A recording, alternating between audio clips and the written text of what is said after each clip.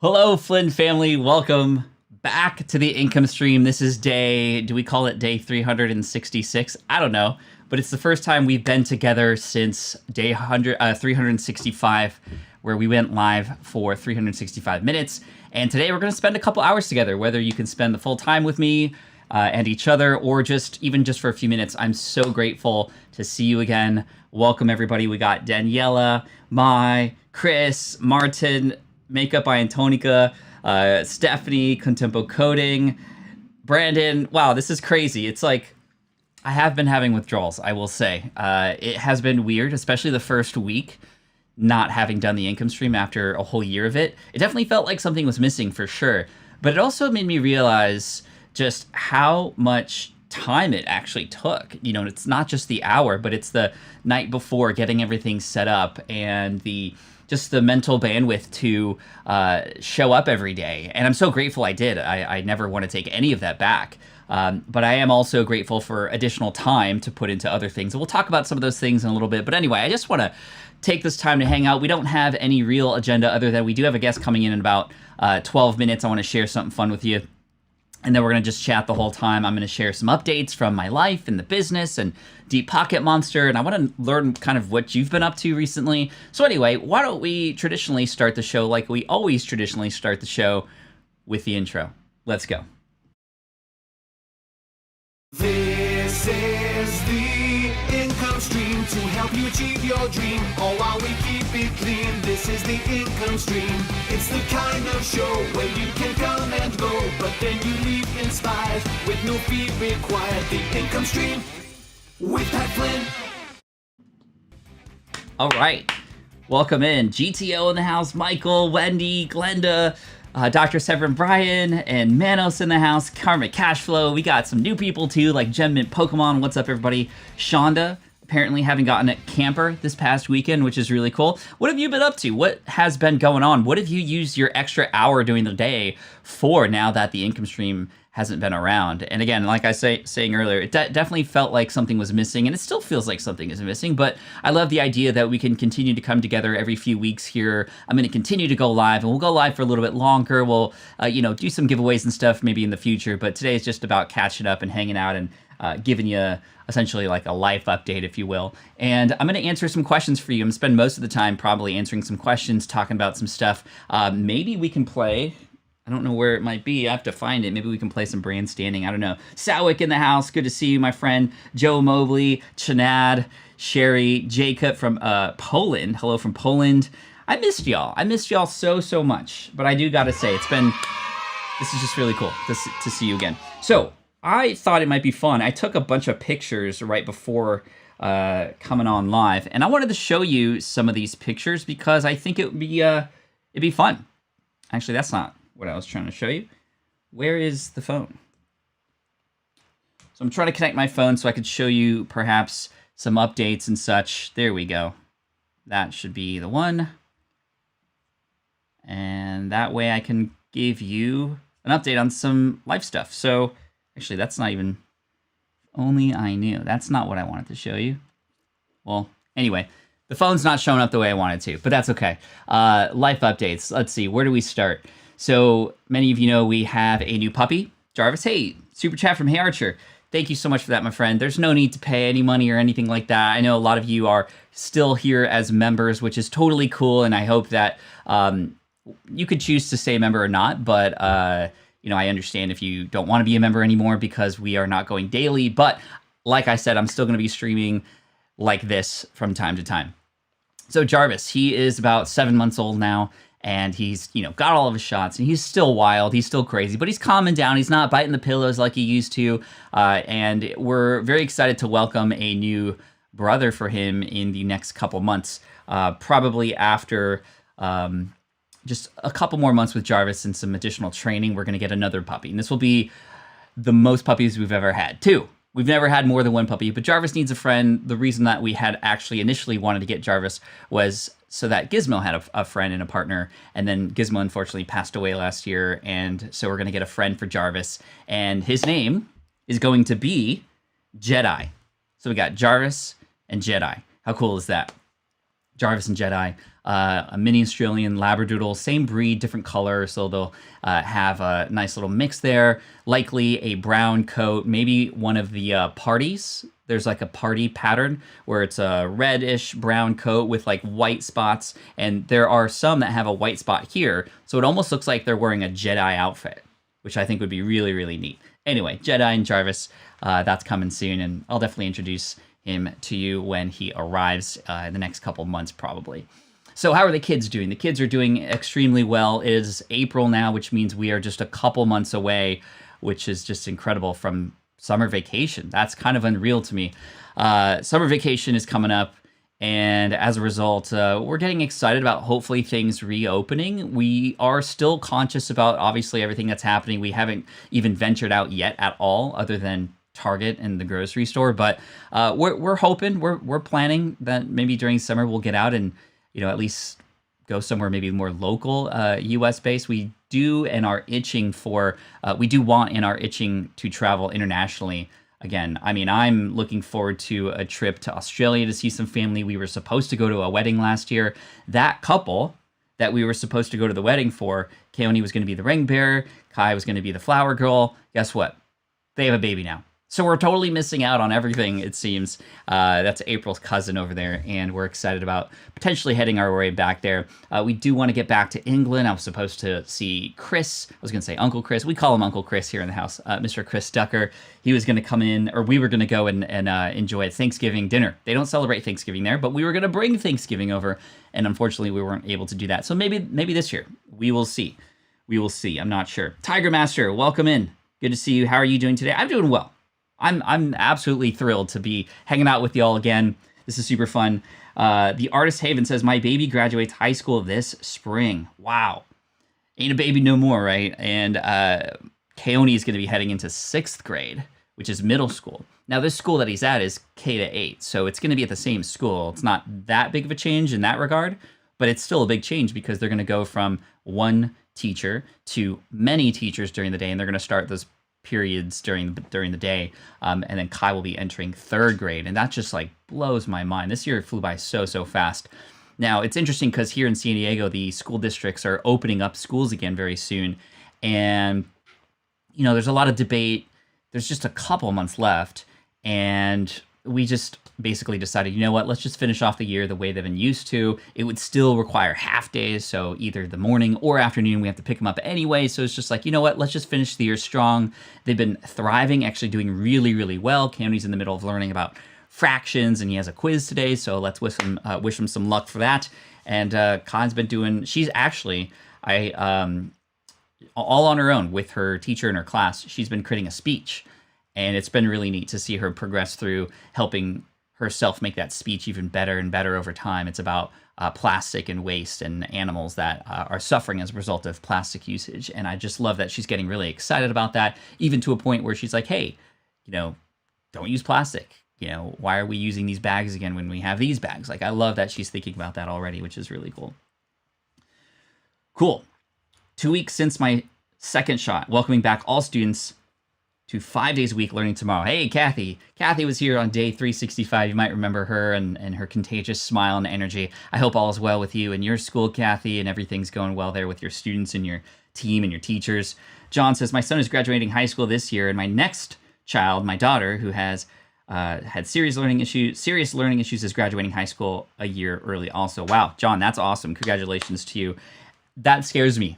Not in your situation, but just thinking about the kids when they get to that age, and just kind of like how, like, I don't even, what am I going to even do? Like, I just, so many things, right? It's like, well, we if they move off to college or something like that, we live in a home that was specifically for raising kids. And if the kids are gone, we're empty nesters now. What do we do with the house? Where do we go? It's so exciting and interesting and nerve-wracking to think about, all wrapped up in one. But yeah, really, really interesting. Heading off to shot 2 in a bit. Good luck, Michael. That's awesome. Congrats.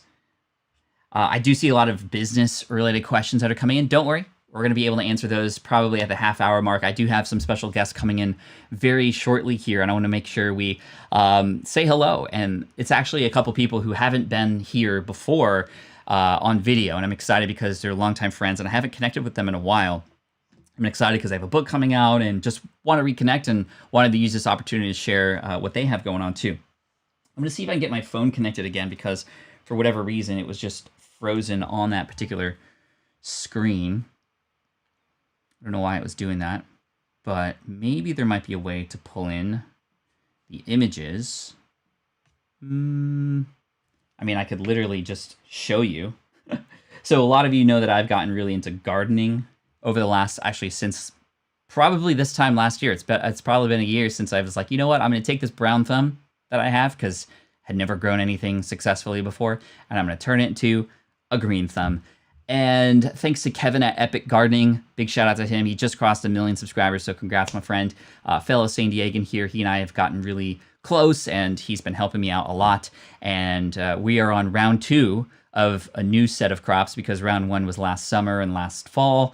Didn't really grow anything in the winter, and the winter is very short here, so we're already growing a lot of things. So I'm going to show you some pictures. I don't know if you'll be able to see these pictures, but there is...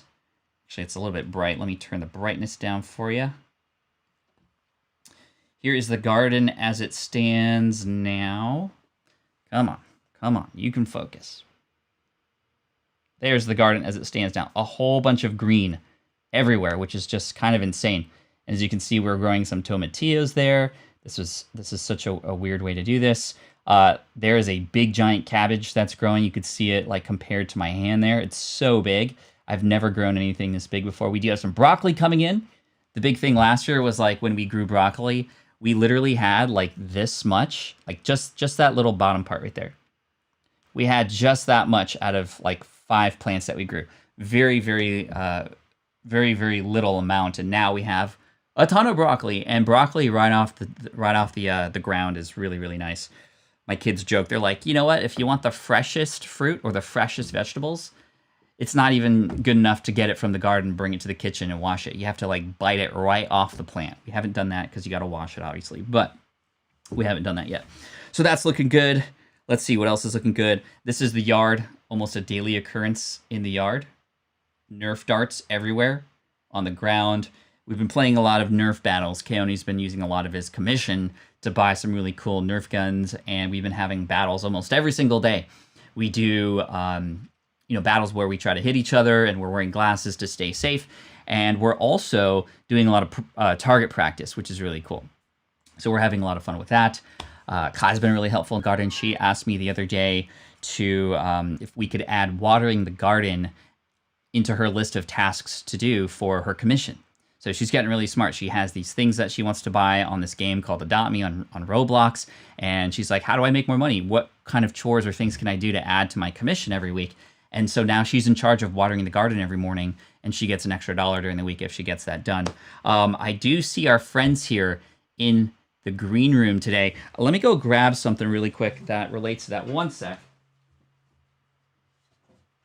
So just a little background. We're gonna do a little pattern interrupt here as often as I say that. Y'all know that I love to mix things up a bit. Today we actually have a couple special guests on with us. These 2 friends of mine have been longtime friends and had once reached out to me back in, 2009, 2010, some early day when I was still really, really shy about meeting people. And I think that they were the first people who I ever met who like had followed my blog.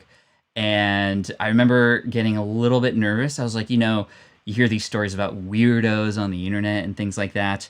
And I was like, are these 2, like, are they just weirdos? Like everybody talks about, like they exist. And I met them, and we met at Pacific Beach way back in the day. And they were 2 of the nicest people I've ever met, honestly. And they're doing so much good in the world and spreading all this joy.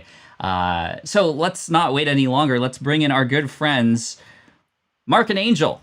What's up, Mark? What's up, Angel? How are you both doing?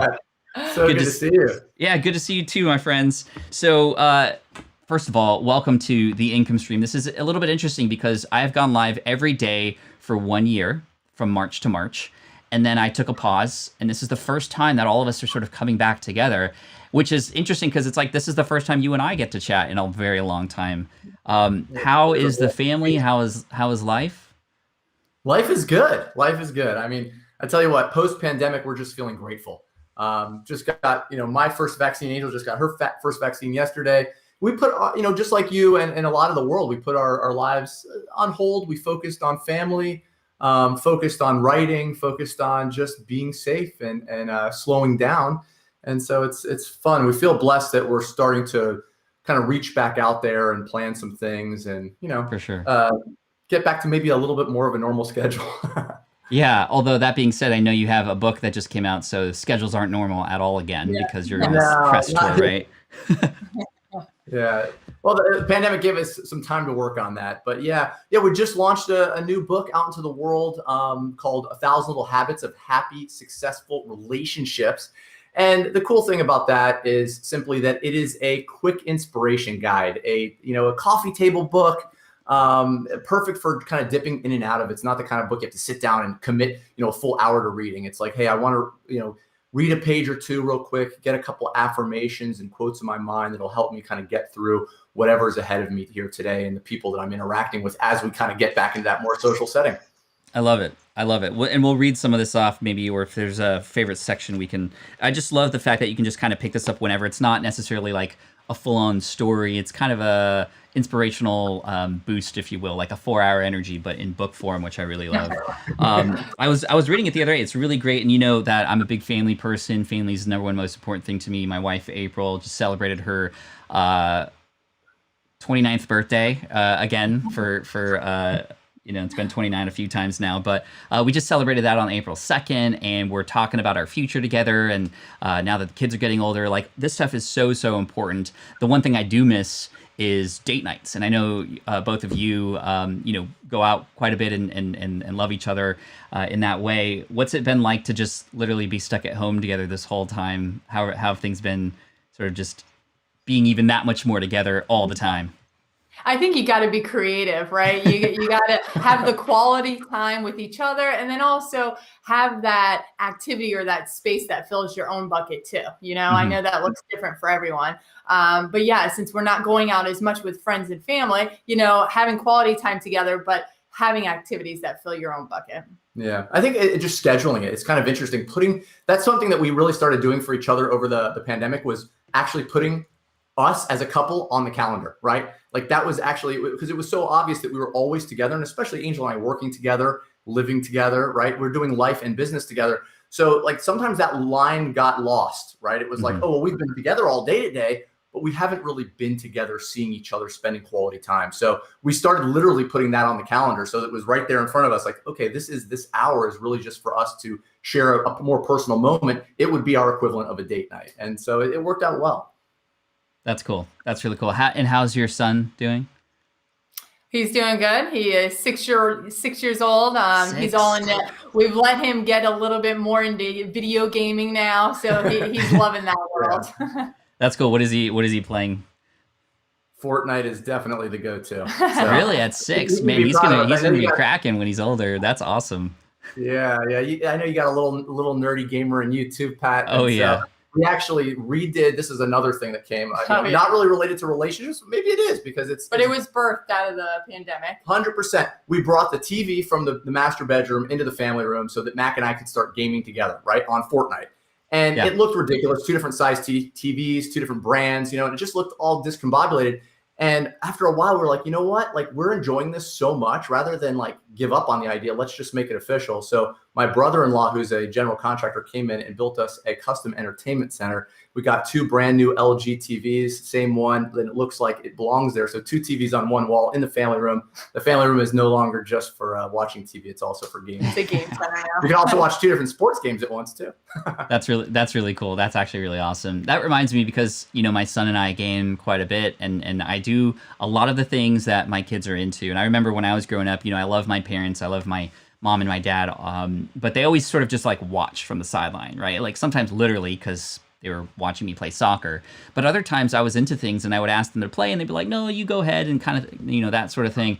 But the more that I've realized that as a parent, the more that I like try to figure out why they're into what they're into and try to play it. Like I'm playing Roblox with my daughter. I'm playing games with my son, and we're Nerf battling together. It's just, we only have, and I once heard this before, we only have 18 summers. with our kids. That's not very many summers at all when you really break it down like that. So it's really cool to see that you guys are spending a lot of time together, and 6 is a good age for sure for things that now like we can also enjoy too at the same time, which is really neat. For those who don't know, Mark and Angel, would you guys share really quick? You have a very powerful sort of origin story about how you guys got to where you're at. You started initially kind of around the same time I did as bloggers, and things just kind of took off from there. But I know things weren't always very simple and easy in the start. Could you give us a quick little origin story, and then we'll kind of talk about the book a little bit more for you?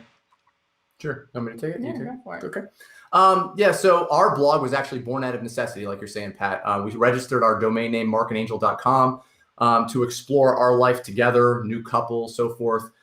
It was never meant for anybody else. And it was probably 6 months after we registered the domain and started writing like little personal stories about our marriage, and so forth. We ran into some tragedy. So Angel's older brother, died by suicide. And very shortly after, about 2 months later, a mutual best friend, Josh, he was 27 at the time, died of a cardiac arrest, a heart attack that was driven by an asthma attack. This was also the downturn of the economy. So I know, like you, Angel had lost her breadwinning job. We were struggling financially. We were struggling emotionally. We were a newly married couple. We just didn't know how to process all of that. And we were quite frankly lost. We were not having the conversations with each other as a couple, a married couple, that we should have been having. Instead, we were avoiding. We were turning to substances. We were turning to distraction to get away from that pain and the grief. And we saw some therapists. And one of the ideas that came from that therapy was to start a public accountability journal that we could actually share together to just reflect on what we were going through, the story, the pain, the grief, and put it out there, not for other people, but for us. And so that the blog turned from this happy thing into this very real thing about the pain we were going through. We were, again, not writing for anyone else, but call it good luck or whatever. This is the time Twitter and Facebook and those social media platforms are taking off in a bigger way. People found our little articles that were literally just stories about some of the things we were learning and the things that we knew we had to hold ourselves accountable to step through this grief. And they started getting shared and people started leaving comments. And over the course of many years, we stepped into this work full time, right? Because in the beginning, it was sort of like, who are we to, people would leave us comments like, I really resonate with your story. Let me tell you mine. What do you think I should do? And at the beginning, we didn't feel comfortable giving advice. But at some point we realized, you know what? We don't have all the answers, but we have experienced some of this pain and our story matters. And we stepped into it full time. And so from that, came a blog that is a full-time living, books, courses, seminars. One of our books, as you know, became a New York Times bestseller. And I mean, sometimes we do pinch ourselves and go, holy cow, like really from a ton of pain was born an opportunity to offer value to other people's lives. And that is honestly what we consider ourselves today as just coaches. We spend a lot of time every day, and especially through COVID, as you can imagine, a lot of people who are lonely, lost, broken, trying to figure themselves out and figure out what the next step is. And our greatest joy is really sitting with them for hours each day, stepping through that with them, sharing our story, listening to their story, and helping them find a better way. Yeah, thank you for that. I mean, every time I hear that story, I'm reminded of just how sometimes by just opening up to others, you attract people who can support you and you can support them, and that can make the world go round. And, I think a lot of us are often scared to share these things. Were you guys scared of talking about these really personal things when you were, seeing that other people were also reading them? Oh, yeah, absolutely. I mean, it's very vulnerable. It was an outlet for us, let alone to now all of a sudden have these eyes on us saying, oh, me too. I can relate to this. Yeah. Well, wow. Well, thank you for that. And if anybody doesn't know Mark and Angel, now you do. And where should people go beyond getting the book? Again, 1,000 Little Habits of Happy, Successful Relationships. Thank you for writing this book. I'm going to definitely have this one always at arm's length for just keeping the day fire with April and my kids. So thank you for that. But where should people go to check out more of your stuff? And where's the blog? And where can they get the book? Or where should they get the book? Yeah, you can find us at our website, our blog, markandangel.com, and that's Mark with a C. And we're on all the social platforms. Just search Mark and Angel and you'll find us. And the book is available wherever your favorite bookstore is. So we appreciate you guys listening to us and giving us an opportunity here. Yeah, thank you so much, Pat. It's great to see you. And It's so great to see you too. What's that? I've been loving the beard online. To get to see it live is even better. Oh man, I appreciate you guys. Let's chat again soon and catch up, and maybe at some point in the future we'll all be able to hang out together as families. Yeah. Looking forward to that. Take care, guys. Love you. Bye. Thank you.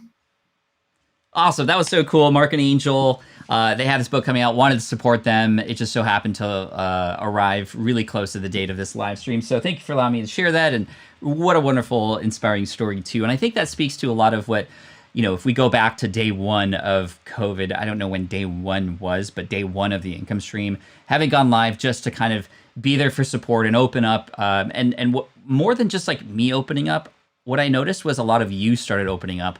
And that was really cool. And that's why I kept going with it, because I started to notice that the income stream was a safe place for people to connect with one another. And now there's like a Slack group and you guys are still connected. Some of you are friends. Some of you are even partners now who have met each other here on the live stream, which is really cool. And it just makes me really, really happy. You know what else makes me really, really happy?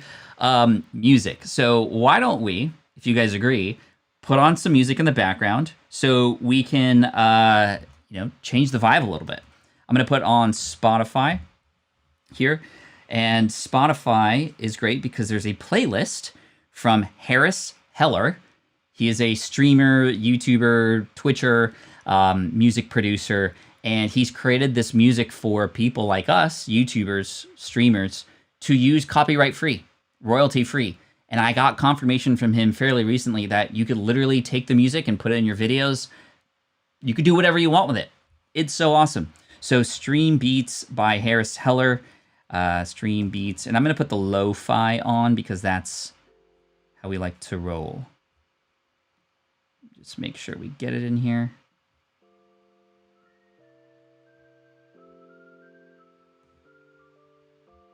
I'm wondering if you can hear it. Let me know, chat. Actually, let me turn up a little bit more. It's in my ear too. There we go. Yeah, so big shout out to Harris Heller and Stream Beats. What an amazing service. The reason why I've been getting really, really excited about Harris Heller and Stream Beats is because of Deep Pocket Monster. A lot of you know and have followed the journey since Deep Pocket Monster started, which was in January of this year. And it was a really cool case study because it was a brand new space. I had only just recently gotten into Pokemon and stuff, and I'm just gonna give you a quick update on that business and brand and hobby, because it's something that, who is that, royalty free? Yeah, Harris Heller, HARRIS-HELLER, Harris Heller, such a cool guy. So we're listening to some lo-fi. I took the earbuds off because it was hard for me to concentrate while listening to the music, because I just want to jam when I hear it. I'm like, man, this music is so good. I would play it just to play it, over the radio, over some other playlists. So anyway, thank you, Harris. Appreciate you. So Deep Pocket Monster. It's been going kind of insane. It's been going kind of insane lately. Let's see here. Would I be able to share my screen? Okay, so there's Harris Heller, Stream Beats. Okay, I can do that. Let me go to YouTube.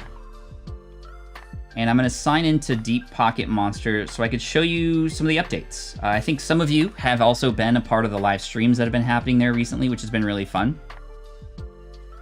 But I'm going to give you a quick update on what's going on. So let's go to my YouTube studio. And so here is how it's been going. Let's see. Would that take me there? There we go. So we are at 30,804 subscribers. That is insane. After just about 4 months, we've already cracked 30,000 subscribers, which is just mind-blowing to me.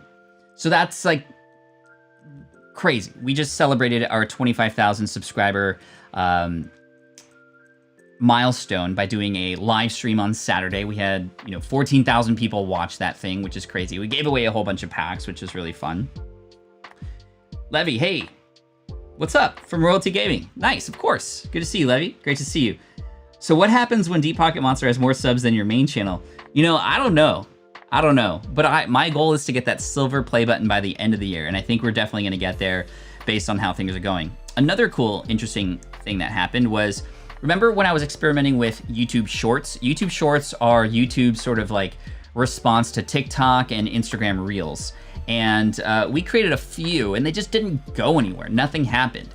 And then all of a sudden, when YouTube finally released Shorts to the wild, meaning if you are on your app, your YouTube app, you can actually create a YouTube Short right in your app, just kind of like in TikTok and Instagram Reels.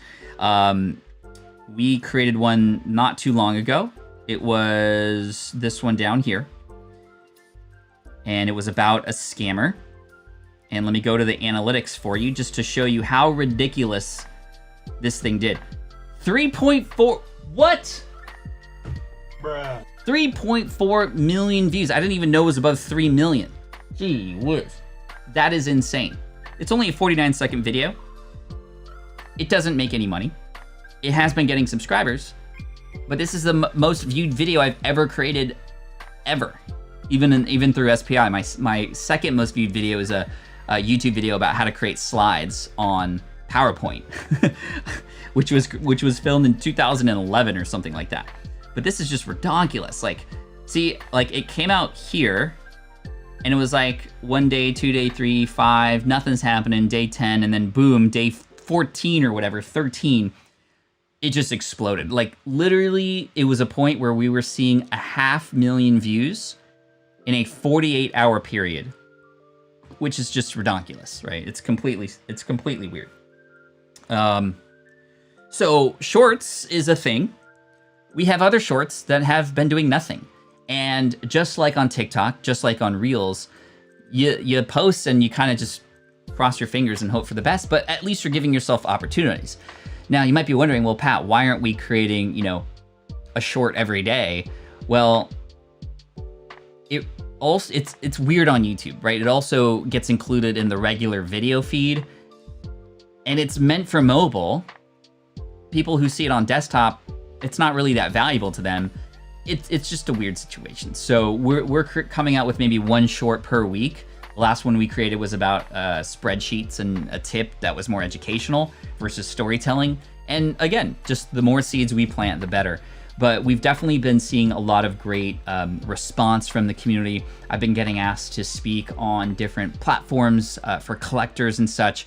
And again, the approach was doing a lot of research for about 3 months, discovering where the holes were, what people needed help with, and who the top players were. In my book, Will It Fly? There is an exercise called building your market map, where you determine the places, the people, and the products that are being served to that audience that you're looking to sort of serve yourself. And after doing that and getting involved in live streams and learning about who those players were, and even getting to a point where I was showing up to these live streams every single day to just learn more, I started to notice that people were hungry for certain kinds of content. I started to see what was working on other channels and incorporating them on my own, but in a little bit different of a way. For example, all these mystery box videos that people enjoy on other channels. I was like, I gotta do a mystery box video, but how can I make it even better? So I made it quicker. I made it more cinematic and those kinds of things, right? So just kind of taking what is already working from other people and putting my own spin on it and putting the Pat Flynn sort of, level of standard of quality on it, plus the storytelling has seemed to work really, really well. I have been here. I'm going to give you a preview of something that happened. And for those of you who do follow me on Deep Pocket Monster, you're going to get you're going to get a little preview of this before anybody else. I haven't told anybody except my editor what has just happened. So yesterday, I'm not going to spoil the whole thing. But yesterday I was in my car driving around San Diego. I had a GoPro. I had another camera that was mounted inside the car. And I was wearing a adult-sized Pikachu outfit. I'm not gonna tell you what we did, but magic happened during that time. We helped some people. And I'm really excited because it's sort of expanding outside of my own comfort zone.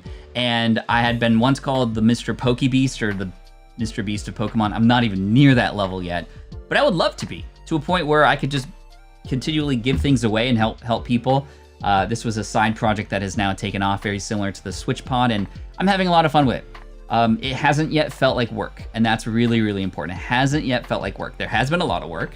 There has been a lot of hours of filming, but I'm trying to enjoy the process as much as possible. And as much as sometimes I'm like, oh, I don't want to have to write that script right now, or oh, I don't want to have to film that video, I change the story in my head. I change the story in my head to, I get to film this video. I get to write this script. I get. Right? I'm trying to nail that language in with the kids too recently, right? Whenever there's a complaint, I switch it up right away. I'm trying to just like, what is it, Pavlov spell, or, you know, Pavlov spell? I don't know what it is, but just to kind of get them into that habit of, I get to do this. I have to clean up all the darts in the yard. No. You get to clean it all up.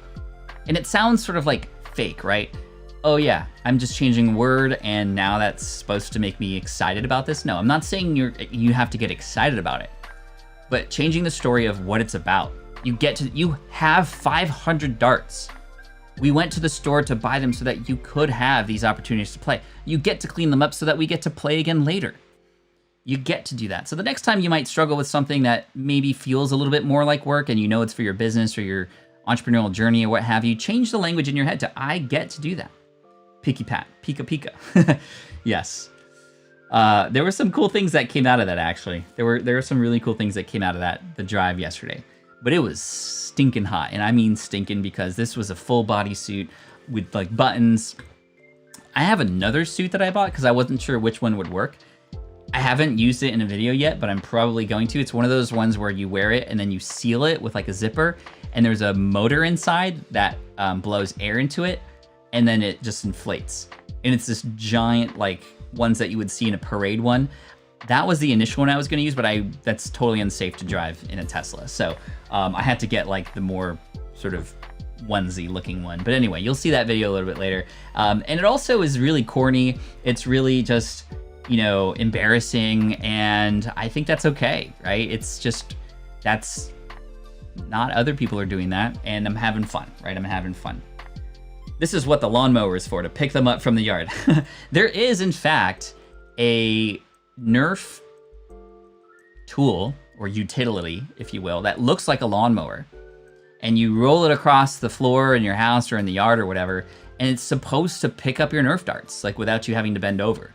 I have had to bend over a lot to pick up these Nerf darts over the last few days, but the truth is I'd much rather step on the Nerf darts, though, than Lego. That's for sure. That's for sure. I started blessing things instead of damning them. Any way to make things positive. You know, it's about the story you tell yourself. Honestly, it's about the story you tell yourself. You get to clean your room. Some people don't have a room. Some people don't have those things that you have in your room.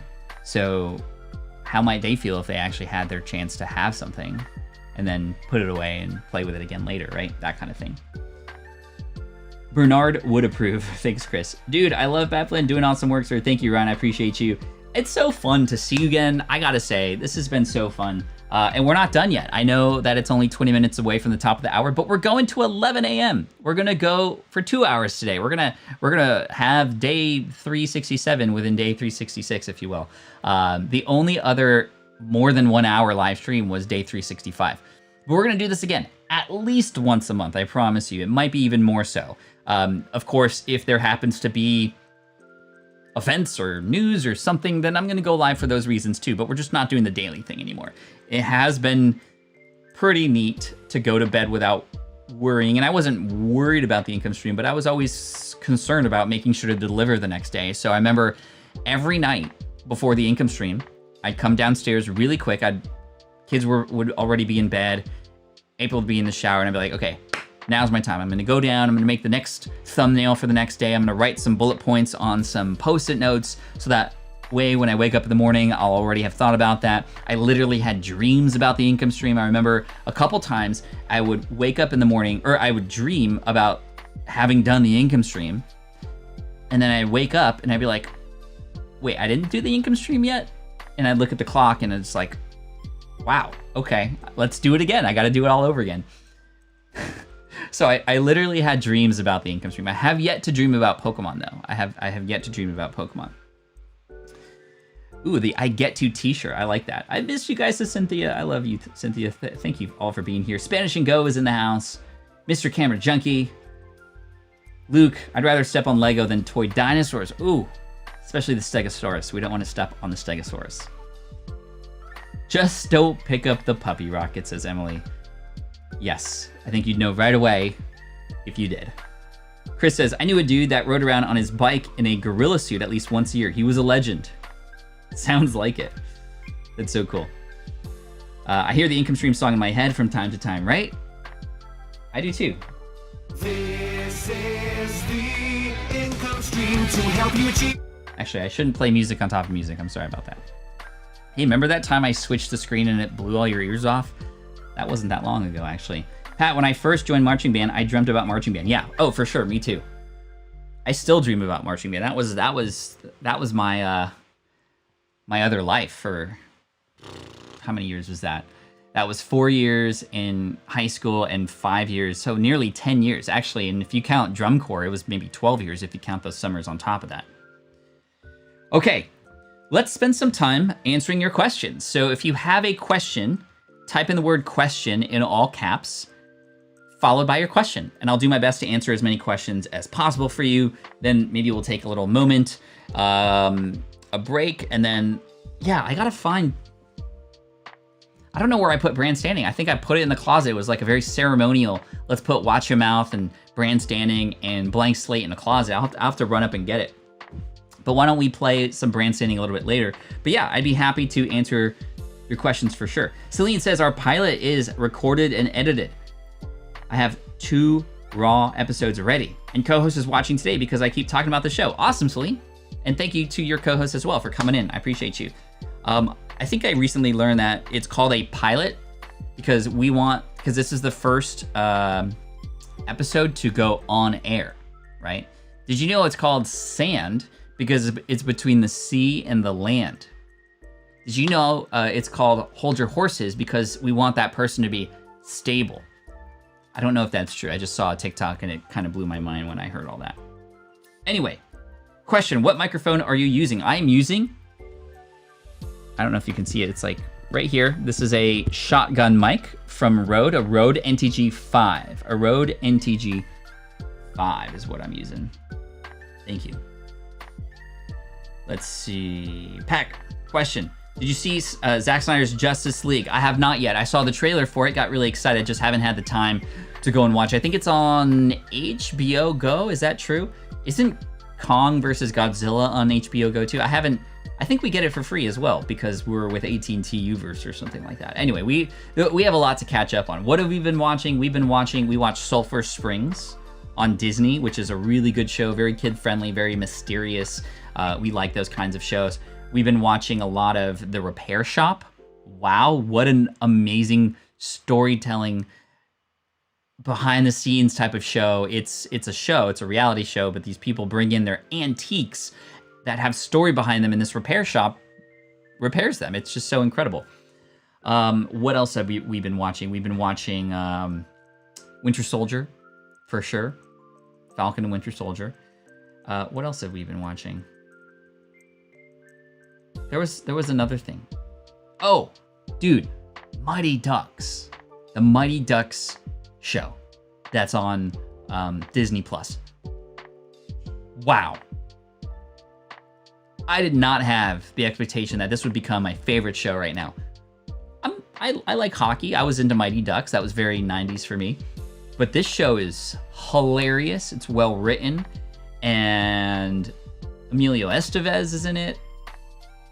It's just an incredible. If you haven't seen the Mighty Ducks, it's so funny. I really love it. I really love it, especially if you have that sort of 90s nostalgia and you like the Mighty Ducks. It's really good. Question from Chris. How do you approach outsourcing for editing and other duties to make sure you're not trying to do too many things yourself? Yeah, if you ever start to get that feeling that you are doing too many things, that's a sign to start putting the work in now to try to get some time back later. Meaning, number one, first, lay out on the table all the things that you do. Look at all of it. One thing per post-it note. You're gonna see a giant sea of post-it notes and you're gonna go, oh my gosh, I cannot believe I do all these things. And then you start to question, what of this sea of stuff do I not even need to worry about? You could start recycling those. Then you can go, okay, what here that's left do I still need to do that only I can do? You put those aside. You can't have anybody else touch those, at least not for now. Although you're gonna have to challenge yourself on some of those things, because likely some of those things you might even be great at. Should you still be doing them though, is the big question. And then finally, with what's left over after that, what of those is the biggest priority? What of those is gonna be the biggest lever for you to pull to get the most time back, right? That's gonna be where you're gonna get the most bang for your buck, and you can start to outsource things like that. And in terms of where to get that outsourcing, you might find some people through a network that you might have already. That's where I would start, because you can get recommendations from friends and colleagues and whatnot, and that's where I would begin. Then you can even get certain tasks done on places like Upwork.com or even Fiverr for some more, maybe lower level tasks that you might need done.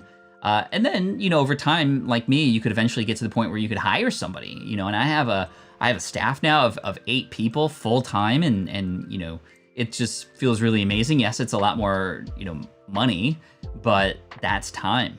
You can always make more money, but you can't get your time back, right? You can always make more money, but you can't get your time back.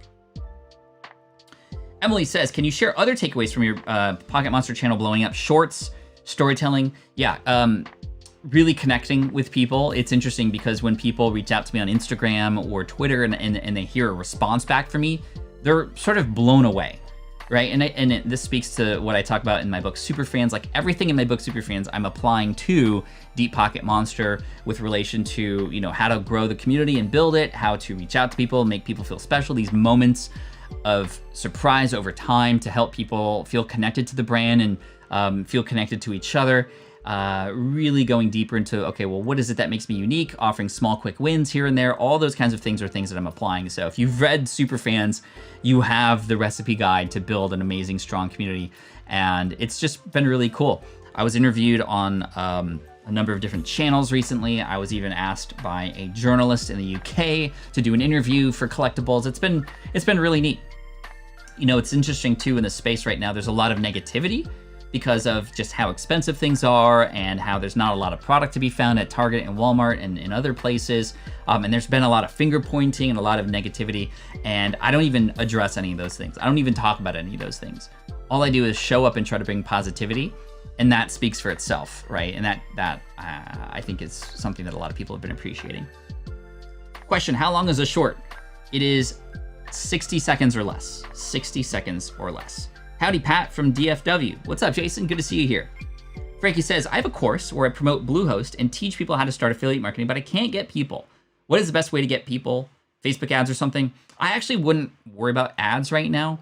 Ads could work, but you also have to consider that, number one, ads are being shown in addition to the ones that you're showing. So you have to have really good copy. There's other people promoting the same products, and you're reaching out to people cold who don't know about you, and trust and getting people to know you is really, really important. So my recommendation would be to show people how you might do this for free. Give people an example that they could follow that's very simple and easy. This is the approach that I used. I started sharing information for free about how to start a website, for example.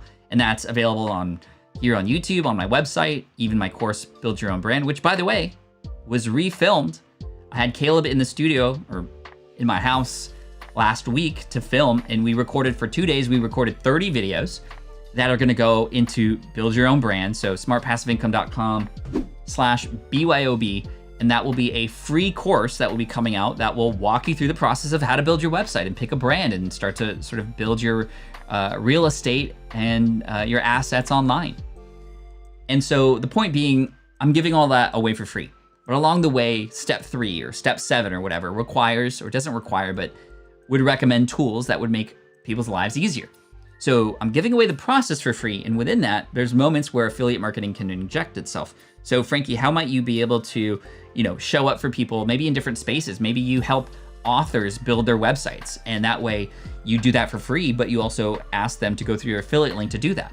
Or if you're showing people how to do affiliate marketing, why don't you do this yourself and try to make, however much money you can in a month, and then just show people for free how you did that, and then people will want to come along and do the same thing too. Are you watching Falcon and Winter Soldier? Yes. It's definitely a little different Then WandaVision, which I absolutely loved. WandaVision just concluded so neatly and nicely. Winter Soldier and Falcon and Winter Soldier feels very much like all the, more serious and action scenes that you see in Marvel movies, which is a nice sort of stark contrast, if you will. But it's different, but I'm really liking it. Stark contrast. See what I did there? Justin said, hey, remember that one live stream when you started rapping and you said, see men? Yes, I did. Okay, moving on. HBO Max. Okay, cool. Yes, how are the kids liking that show? Which one? They like all the shows that we've been watching for sure. Ooh, I want to watch Sulphur Springs because my nephew loves it. Yeah, I think it came from a book, right? Manos question, what do you think of High Performance Habits? That's Brendan Burchard, and I love Brendan's stuff. I think his stuff is absolutely genius. He does have a little bit of a tinge of internet marketing in him, but he's sort of on the good end of it. There's like a spectrum, right? But he does use a lot of internet marketing tactics in his work. But his work is really, really good and very, very much life-changing. So I think Brendan Burchard's great. High Performance Habits, I would recommend it for sure. Cool. Yeah, the Mighty Ducks is really, really good. The kids love it. All right, Brandon, what would be affordable camera for vlogging outside while fishing and also record when I open Pokemon for those you won't believe this moments? First of all, I took my iPhone with me fishing when I went with Michael Hyatt, one of my mentors. We went to Wyoming, Jackson Hole, Wyoming, which blew me away how beautiful that area is. That's where Harrison Ford and Sandra Bullock live, by the way. I took my phone and that was beautiful. The phone does just such a good job outdoors of just adjusting with the lighting and stuff. So that could work. And you use it for your OMG moments in Pokemon. I use my phone when I stream as well. So I would use your iPhone. Like I use an iPhone 11 Pro, and oh my gosh, the close-ups, the lighting, the fisheye lens, fisheye lens. The dad jokes are coming out again. I have to make up for the last, however many days since we've last chatted. But I would recommend that if you already have that, Brandon. Now, if you want a different camera, this is what I would recommend here. This is a Sony ZV-1. A very, very compact point-and-shoot camera. Sony ZV-1 with a very large screen in the back there that you can see. So if you're vlogging, right, you can see yourself. And a nice little switch pod underneath would work really, really well for that. Sony ZV-1, it's great. It works great for both photography and video. And you can also connect an external mic. There's a nice shoe mount or a hot Colt. Actually, that is a hot shoe. Hot shoe coming through.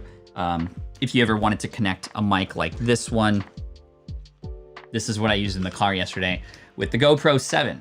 GoPro fits in there. Got my little suction cup. And this was on, this was in the car door window over here like this. And it was capturing moments while wearing my full-size Pikachu outfit. Pat, check out the Hardy Boys. I remember reading that book.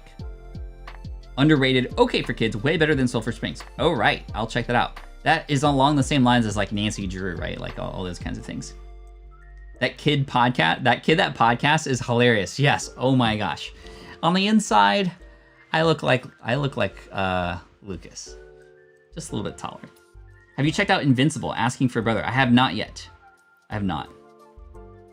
Maybe this has been answered, but how do you determine what content you're going to make for a given recording? Great question. So I always try to remove the guesswork as much as possible. So I want to know and get inspired by my audience and have my audience tell me in one way, shape, or form, whether it's direct from a conversation, which would be the best way to do it, to have a conversation or some sort of mechanism to collect information, like an email that you send out that says, what are you struggling with right now? Or what are your biggest challenges? Boom. Now you have all the answers for what you can create content about that you know is something that your audience might want. So that's number one. Number two, you might see what is popular on other blogs or the top conversations and threads and discussions in certain channels with relation to your niche. That will give you a clue about the things that people are interested in. Again, I don't want to pretend like I know exactly what my audience wants. I know what my audience wants because they've told me. Let's remove the guesswork as much as possible. That's the approach I take. Nilufar, great to see you here. Thank you so much for coming in. It is great to see you again for sure. I love seeing all of you again. Pat, I think you'd appreciate my recent utilization of Post-its. My Post-it game is strong now. Bruh. That's what I'm talking about. That's what I'm talking about, Chris. How does it feel to use Post-it notes? It's just probably the most amazing tool in the world. Speaking of Post-it notes and ideas, because Post-it notes I use a lot when I'm creating online courses, when I'm creating books, when I'm creating even podcast episodes. I've been using them a lot lately for something that I'm really excited about. So Matt on my team, my CFO and COO, and our director of customer experience, Jay, and myself, we are currently halfway through a course that we are taking ourselves, all three of us together. And this is, you can check it out at Maven, Maven.com, Maven.com. This is a brand new platform that's created that's gonna help anybody create a CBC, or a cohort-based course. A cohort-based course. That means if you wanna run an online course, not a DIY like Teachable. I still recommend Teachable. All my courses are on Teachable. I've earned $4 million in Teachable. I'm not leaving Teachable. But when it comes to creating a cohort-based course, a course that's based on having a group of people take this at the same time, going live with them every week to offer homework and help them through a process and whatnot. Similar to our boot camps, we're getting training for that right now. And it is probably the most vigorous work I've done since college. We meet 3 times a week. We have homework, we have demo days, we have all these other things. It's being taught by a group of people who had learned under Seth Godin. And I've even invested in this company as well, Maven.com. And it's a lot of work, but we are going to be opening up a cohort-based course of our own. This is gonna sound very meta, to help you create an online course. We've had, and this is to the question earlier, hey, how do you know what to create content about? How do you know what to create courses about? This is the #1 thing people have been asking us about lately. You know, for a while it was emails, for a while it was webinars, and now, Pat, how do I create an online course? So we're actually going through this course training program to create a cohort-based course to help people in a live setting create an online course. We will be launching that maybe in May or June, and that will be one that will be sort of a testing ground for us to eventually create the DIY one. But for something like building an online course, we definitely want to help the first round of students like walk through the process hand in hand and almost like force the development of it so that it can get done, right? With homework and those kinds of things. So we're really excited. We actually sent an email out and we had 400 responses from people who said, yeah, I would be down for that for sure. So we're really excited, but we're still in the middle of learning how to manage that process as best as possible. Because we on Team SPI, we're always trying to learn as well. There are people who are better than us at many, many things. So we try to learn from those people, and that's kind of what we're doing right now. What is Deep Pocket Monster? Great question, Susan. This is a brand new YouTube channel that I created in January about the Pokemon card trading game, card game, and collection and hobby. And some people buy these cards and they flip them. Some people invest in them and hold them for long term. Some people collect them for just their own collection purposes. And I have a channel about that at Deep Pocket Monster that just hit 30,000 subscribers the other day. And our next big milestone is 50,000. So if you're interested, you could follow there if you want. And when I hit 50,000, we're gonna do another live stream. We're gonna do some fun giveaways and stuff to commemorate and celebrate that. And hopefully, based on socialblade.com, they tell us that socialblade.com is a website you can put in your Instagram or your Twitter or your YouTube account, and it'll tell you the growth and the trajectory and like how things have been going over time. But it can also predict pretty precisely based on trends when you're gonna hit certain milestones. And Social Blade says that Deep Pocket Monster is gonna hit 100,000 subscribers in August, which would be insane. It took SPI 8 years. In 2017, finally it hit after 8 years, 100,000 subscribers. Now, with Deep Pocket Monster, it's gonna hit it in 7-8 months. That's crazy. That is crazy. Superfans, get the audio and hard copy. Thank you, Cynthia. The audio version of it on Audible. I do go off script every once in a while, and that's one of my favorite things to do. All right. Frankie says, I wanted to do free course with around 50 pages and give it to people. And in that, 50 pages is a lot. I think that when it comes to especially free things, more is not better. Less is better. So if you could offer the same transformation, Frankie, in 3 pages, could you? Maybe not. But if you can get people the result faster, that's going to benefit everybody. And people are going to want to continue to come back to you. Now, back in the day when I started, the thing was more content because there wasn't a lot of content out there in the world. Now anybody can find anything if they search for it. Now it's about the convenience and the manner of time.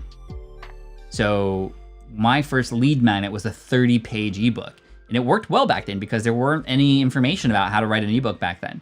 Now it's everywhere and you can literally watch like a 10-minute video on how to do it. So my 30-page guide isn't going to be as useful anymore. If I had a 1-page guide, maybe, or an 8-minute video, or something that was just more in depth, for example. But if it's free, you want to have it get to that transformation ASAP. Cool. How would you make an informational podcast open to serving the audience? Provide the information that they want. Give them the information in a way that they can't get anywhere else. That would be of service. If you're information-based, your superpower, if you will, is expert curation, right? You're now the expert curator. We still on lo-fi? Okay, just make it. Oh, I love this song. N64 is the name of it.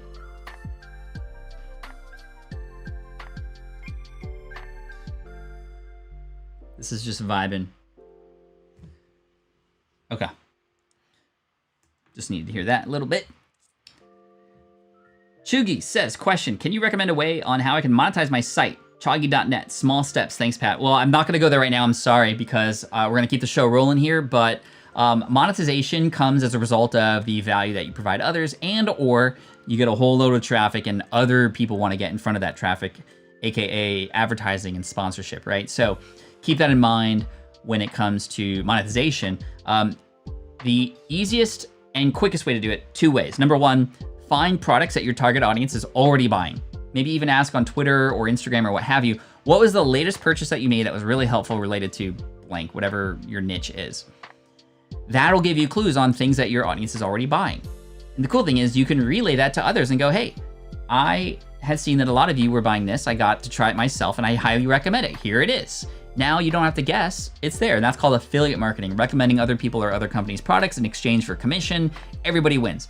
They get the product that they've been looking for. You've helped them save time by filtering out all the noise that's out there. You get a commission and the company gets paid as well. Affiliate marketing for the win for sure. The second way to go about it would be to build an email list. So gain some interest, bring people on an email list, and then survey that email list. Ask them what are they struggling with right now? What are their biggest challenges? And then pick one person who has a challenge that many people are talking about and get them a result. The sooner that you can get that one person a result, the sooner that you're gonna unlock that you have something to offer, the sooner that you're gonna get through going through the motions of helping somebody, which is gonna teach you a lot, and it's gonna help you understand whether or not you even like to teach about or help a person out with relation to that thing or not. Also check out Weird But True on Disney World by Charlie on YouTube. Thank you for those recommendations. Are you still taking the backpack for live events? So this is from Wojek. I have a backpack that is famous, if you will, at least within the SPI audience. And this backpack says, hello, my name is, like the name tag, and then I wrote Pat on it. There's actually 2 versions of this. One that I've never used because I wrote with permanent marker and it just bled. So it's just like, hello, my name is, that's what it's like. So I found some fabric marker that doesn't bleed and says, hello, my name is Pat. And back in 2009, my website for years had my name tag, hello, my name is Pat, on the right-hand sidebar. It doesn't anymore. But I would take this backpack with me and I'd wear it. And this was the cool thing because, let me switch up the situation here really quick.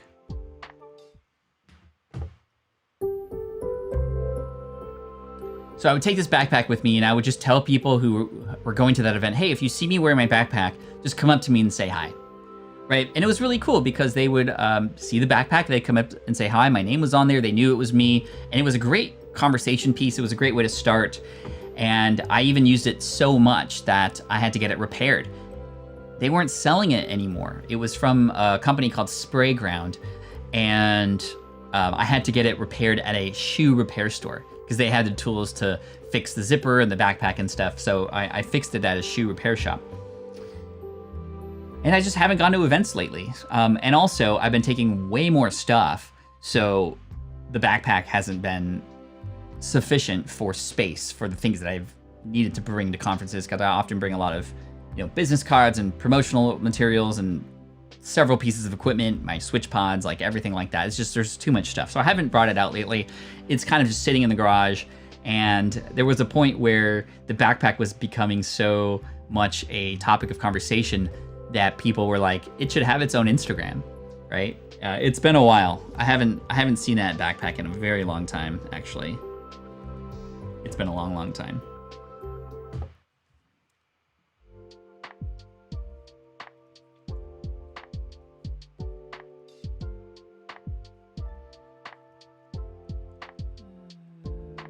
Cool. Brandon, you got the camera recommendation.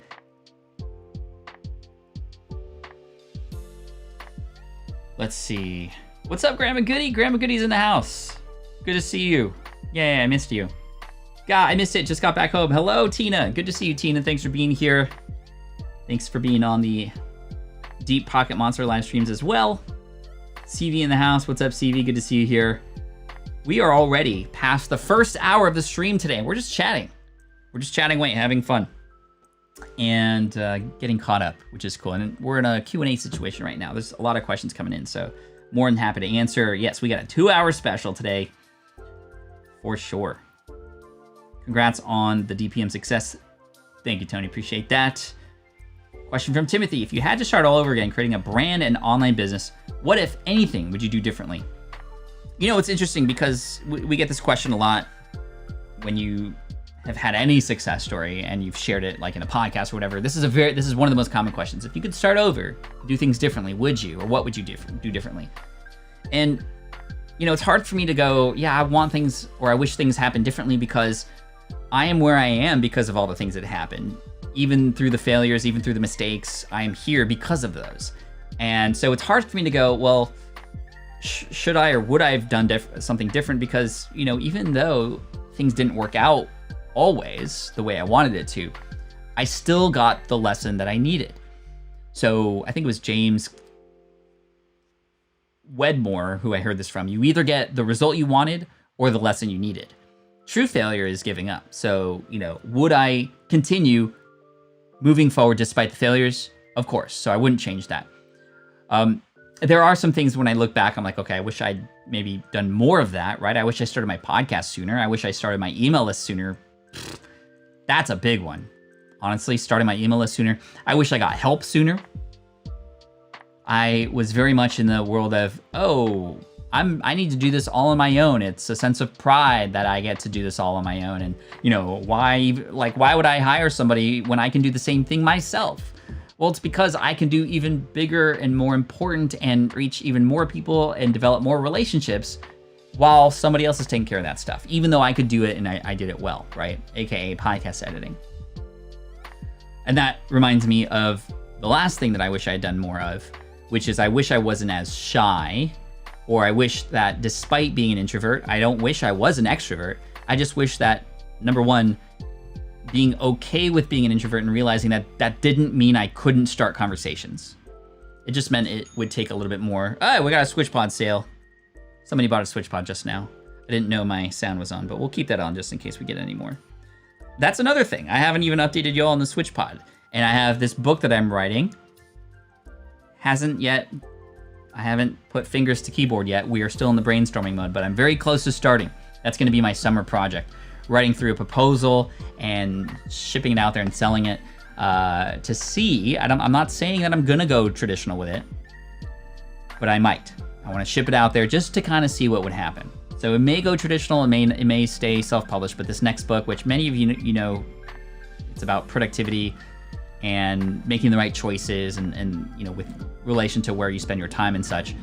That is, I hear the I hear the garbage man. And I did bring the garbage out. I was on an income stream a couple months ago where I forgot to take the garbage out, and I literally ran outside midstream to do that. Anything that has to happen midstream that wasn't planned for, you never want to cut the stream off. It hurts. Okay, let's see.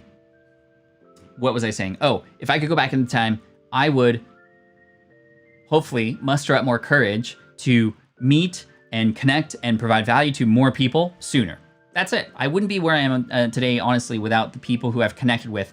And every time I connect with another person becomes another seed that gets planted that could potentially, you know, germinate into something amazing, right? And not every relationship turns into anything, and that's not the purpose of relationships. The purpose of these relationships and reaching out is to, you know, just kind of put more good into the world. And I feel like that when you put more good into the bucket of the world, that bucket is something that you could take from when you need it, right?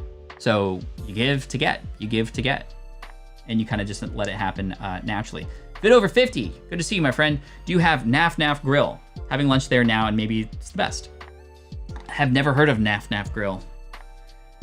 I have not heard about that. Let's see, Naf Naf Grill. Ooh, Middle Eastern restaurant. I've never heard of that. I like the logo.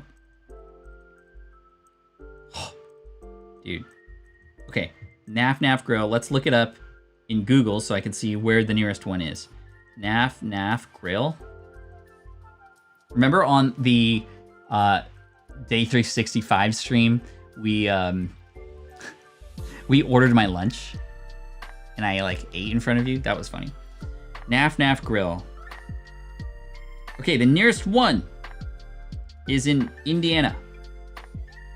It's in Indiana. That's not gonna work. Carmel, Indiana. Indianapolis, Indiana. There's a closed one in Minneapolis. There's one in Tennessee, Minnesota, Illinois, Illinois. Wow, there's a lot of them. Denmark. Oh wait, no, Delaware, sorry. Prussia. Pennsylvania. You gotta send me some. All right.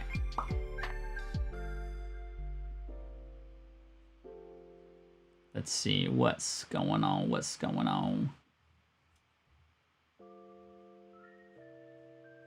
Scrolling down. We got the story time. Yep. Heard the story time music. Read comments fast. I'm trying. Flynn, you sound like you'd be good at reading a book with your changes of inflection. It keeps me paying attention to him, other people in your area of videos. I struggle with ADHD. Thank you. You're welcome. That is something that I think that just comes with practice, having done a lot of YouTube videos as well as a lot of live streams, obviously. I haven't even ever really thought about that. That is really interesting, actually. Well, let me reread that. Flynn, you sound like you'd be good at reading a book with your changes of inflection. It keeps me paying attention to him versus other people in your area of videos. I struggle with ADHD. Thank you. Yeah, that's kind of odd. Although I wouldn't imagine many people would read things like that. But I think definitely the more inflection points, it's like music, right? You could play sheet music and you could play the music. You still get the notes, right? Just like you're reading words. But it's when you add vibrato. It's when you add dynamics and forte or pianissimo, right? Or staccato. Those kinds of situations allow for music to really happen. So I think the same thing can really happen with language as well. And that's a really, really cool point. Autodidact. I totally butchered your name, probably. All right, thank you.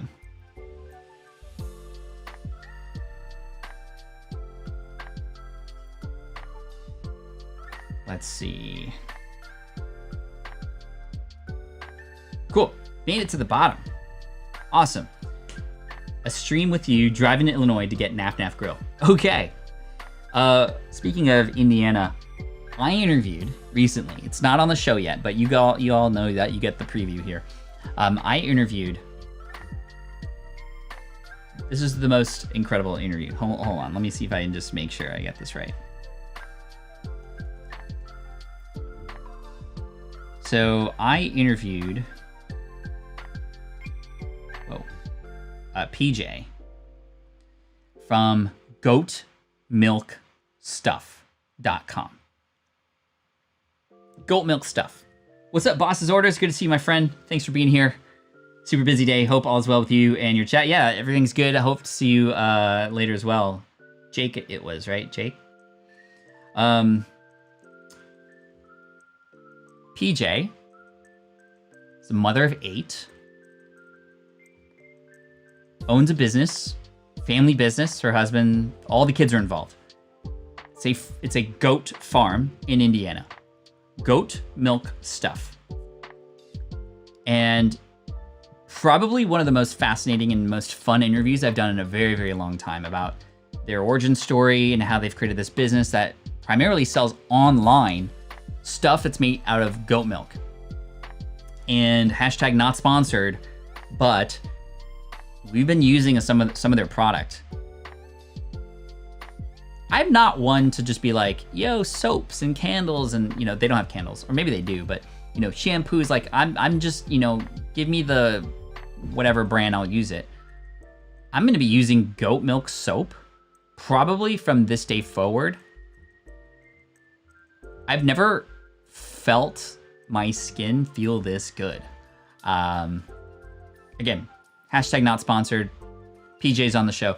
Goat milk stuff. What a great domain, by the way. But I'm really excited for you to. When you interviewed Matthew McConaughey, I think you did. I did not interview Matthew McConaughey. Goatmilkstuff.com. Stephanie, thank you so much for being truly an amazing moderator, as all of the moderators are here too, which is really cool. So thank you. It's great to see you too, John. I appreciate you, my friend.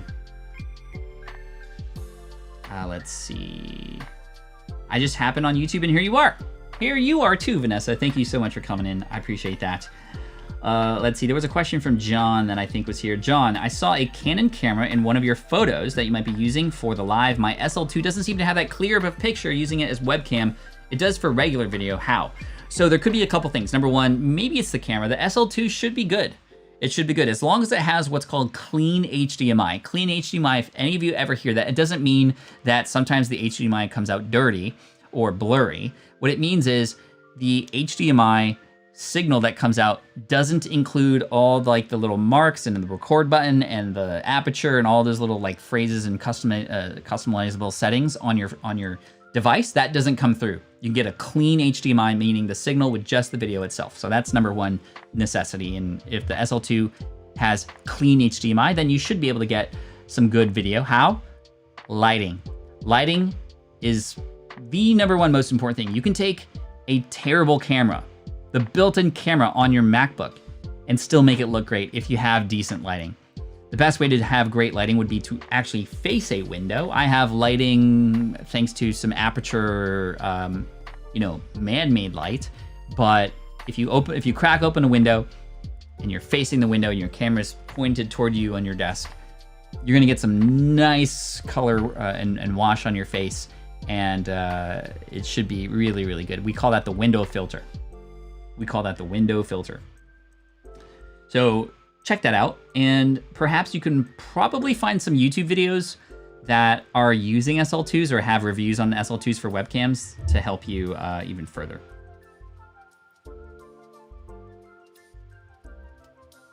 Frankie says, question, but how do I get people to know about me and ask for the course? Because I tried with IG and posting every day, got 700 followers, but mostly DM. So here's the number one way to do it. Have somebody else who has a group of people share it for you. So one thing that you might be able to do is to help a person who has some influence, some sort of reach with this affiliate marketing. You could imagine, it's a load of work to build 700 followers. That's really great. It's a load of work to build a course. That's really great.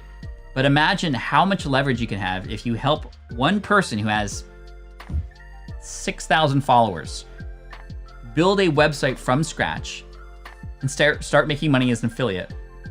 One mention of that person and their success story, thanks to you, will be worth more than 1 million Instagram followers.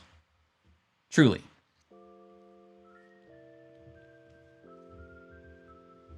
Hey, Jarvis, you want to say hi to everybody? Okay. I think Jarvis wants to say hi to everybody. Jarvis, come here. Whoa. All right, we're gonna take a Jarvis break. What's up, Jarvis? Say hello. Whoa, whoa, whoa. Oh, yeah, you got treats. Yes. Here you go. Right here, right here, right here. Right here. He needs a haircut. We haven't... Oh my gosh, we haven't taken him to the groomer yet. Hey, bud, you good? Oh, good boy. Good boy, Jarvis. Are you excited about Jedi? My mouth was open. Here you go. Yeah, I mean, look at this. He's big. Do y'all remember the day we got him, or the day after we got him? That was in September of last year. Actually, no, it was in October. October 30th, the day before Halloween. All right. Jarvis! He has gotten huge. Oh my gosh. Okay. I love you too, yes. We got these really cool harnesses that sort of like fit under, that don't kind of go around the neck, which is really cool. Oh my gosh. Twins, yes, we are twins. Look at this, look. Jarvis. Right? 1 minute of video is worth 2 million words. Indeed. Gotta bounce. Thanks for being here, Pat. Thank you, Frank. So good to see you. Hope all is well. Good to see you in full effect. This has been really cool that, okay, let me put you down. Okay, here you go, bud. Good boy. I think mommy is almost done with her shower. She was, mommy's been on a run. She's been running every day, which is really cool. It's a hairy dude too. Maybe he should be called Jarvis, but the Wookiee boy. Yeah, he kind of looks like a Wookiee when he's standing on his legs. It's funny. Pet owners looking like their pets. LOL, says Kyle. Yep, for sure. For sure. I've gotten bigger too, says John. Let's see. Where should we play? Where should we play? Let's talk about... yeah, what do we want to talk about? Let's answer some more questions. Do you have affiliate link for that puppy harness? We need one. I don't, but let me get the name for it. Jarvis. This is a Puppia. P-U-P-P-I-A. P-U-P-P-I-A, Lisa. Thank you, Emily.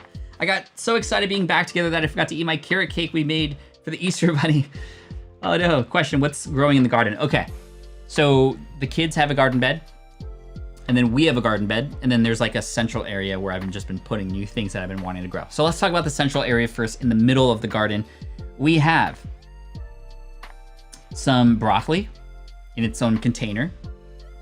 In another container, we have a species of blueberry. And then another container with a different kind of blueberry. So we're actually growing blueberries, which is kind of difficult to do. You need more of an acidic soil. Something more of like a pH 5.5 to 6.5. And our soil was having some trouble. It wasn't acidic, so I had to go buy some. And we also have some strawberries, and I also planted raspberries and blackberries. So we like our berries, strawberries, raspberries, blackberries, right? That was really cool.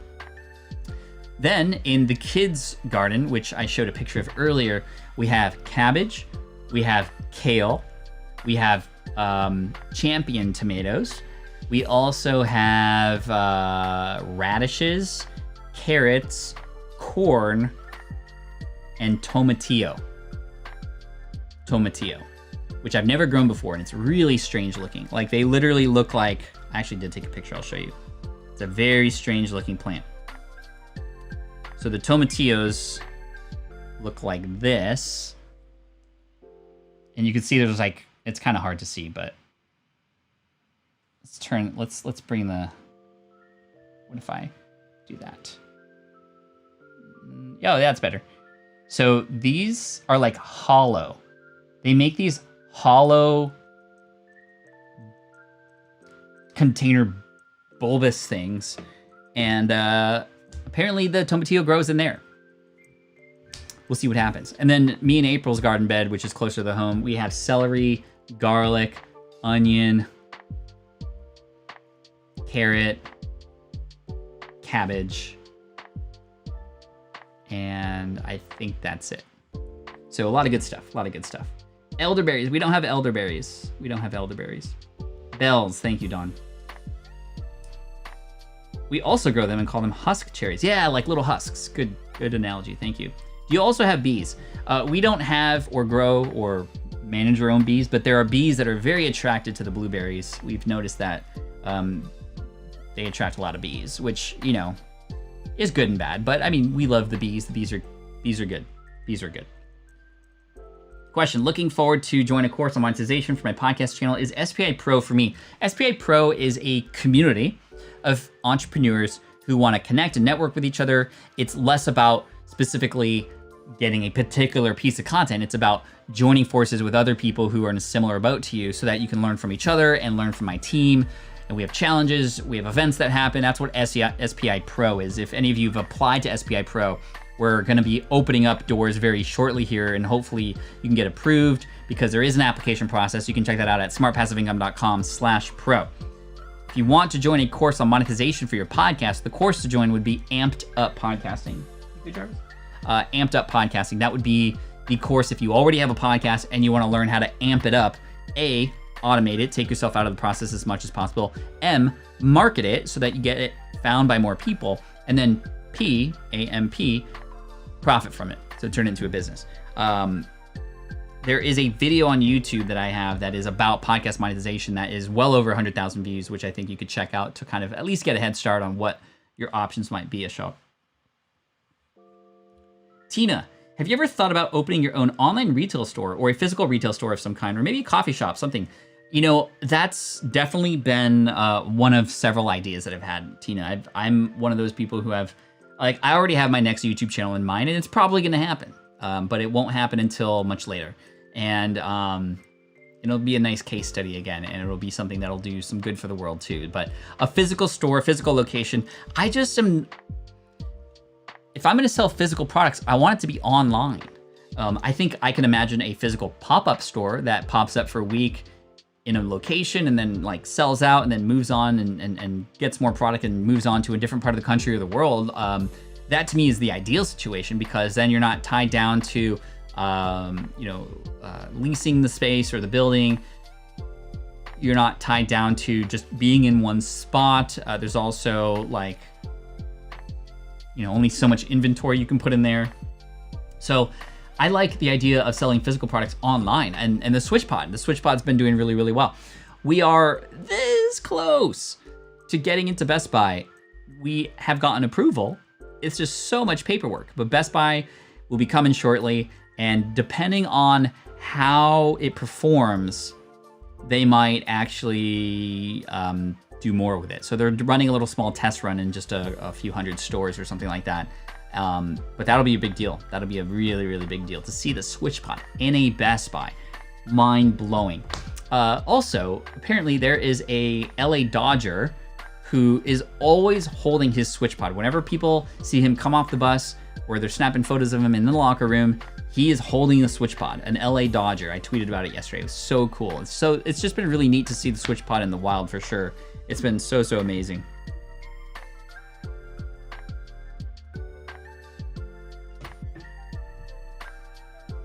I don't know how to cook tomatillo. They look like green tomato. Yeah, I think you can make like a salsa with them. I think they're a little bit sweeter of a tomato type of thing. Glenda says, Pat, have you heard of vertical farming? Instead of using soil, they use coconut husks. I have heard of vertical farming. We actually use coconut husk in our worm compost bin. And in one of our garden beds, we have a mixture of some coconut husks in there too. It becomes a really nice sort of medium for plants to grow in. It still needs nutrients and some things like that, but it can definitely work for sure. Do you have a date time for our SPI podcast interview? Yes, Grandma Goody. I interviewed Connie, or AKA Grandma Goody, not too long ago, actually, and she will be on the podcast, which is really cool. And that was most fun. Let's see. My computer is going wonky right now. Can y'all see this? You see like the glitching at the top? What is going on? not even... I can't even find my way. Oh wait, no, I'm in the wrong one. I don't know why it's doing that. Oh my gosh, what is going on? I'm still gonna find it.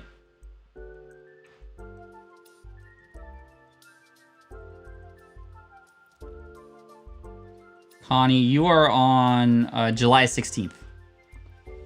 Okay, I have no idea what's going with my computer, but Grandma Goody, you're going to be on the podcast July 16th. So everybody mark your calendars. That's going to be an awesome day. We got 30 minutes left of the show, which is cool. There's a woman that does pop-ups all over her city. You should do it in San Diego for Deep Pocket. Actually, there are some things that I'm thinking about doing for Deep Pocket Monster where it won't really involve selling, but it'll definitely involve pop-ups of some kind. And very, very filmable stuff, right? Very filmable stuff, which I'm really excited about. I had that problem last night, says Kim. Oh, no. Well, I hope it got solved. Jarvis, what are you doing? Come here. Mommy out of the shower yet? We'll see. Tonight is show 100 of the show I co-host, moderate, and produce on Facebook for over a year. It's been a lot of work. I don't know how you did one a day for 365. I don't know how I did either. I think, actually I do know. It was you. It was all the support from all of you. Is the same song repeating? That shouldn't happen. I think I accidentally clicked the same song on repeat. Sorry about that. I said I liked that song, but I don't want to do that. New member, Canada Cat. Thank you so much, Canada Cat. I appreciate you being a member, supporting the channel. That's awesome. Let's see. What should we eat for lunch today? Processor's bogged down most likely. Yeah, I hadn't restarted the computer since this morning, by the way. Or since yesterday, so that's probably why. I'm still waiting. Is the new MacBooks out yet with the M1 chip, like the 16-inch?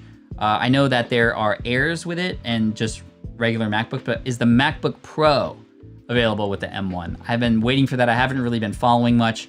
The most tech thing I've been following is Tesla, which has just had some really interesting ups and downs lately. But as you know, I'm an investor and a user of Tesla. But yeah, the M1 chips on the new MacBook Pros. That's gonna change everything. Question, do you have a strategy for a non-profits podcast? I don't think it makes a difference whether it's profit or non-profit in terms of storytelling, getting exposure, ranking, all that kind of stuff should be the same. I think that you also have the benefit of the ability to tell better stories, more meaningful stories as a result of being a nonprofit. In terms of monetization, obviously, I think that there maybe are a little bit more nuances within that, you know, a 501c, and I think monetization can still happen. You could still sell things and provide value. You could still potentially bring advertisers and sponsors on board. It's just where that money goes through and how it gets used is going to be a little bit different. But I think the strategy is the same as a regular podcast, except you probably have the benefits similar to like Charity Water, right? They highlight and feature their stories all the time. They tell the story of the person that you get to know who really needs help, the single child without water, versus there are 25 million people in this country who go without water every single day, you know, that kind of thing. When you get into that personalized one-to-one story, it goes a very long way. I'm on my new MacBook Air M1. It's got good and bad, in my opinion. Just get used to it. Sound is bad. Sound is bad. Ah, that's interesting. What mic did you use in the car for Deep Pocket? So yesterday I used, number one, the mic here on the GoPro.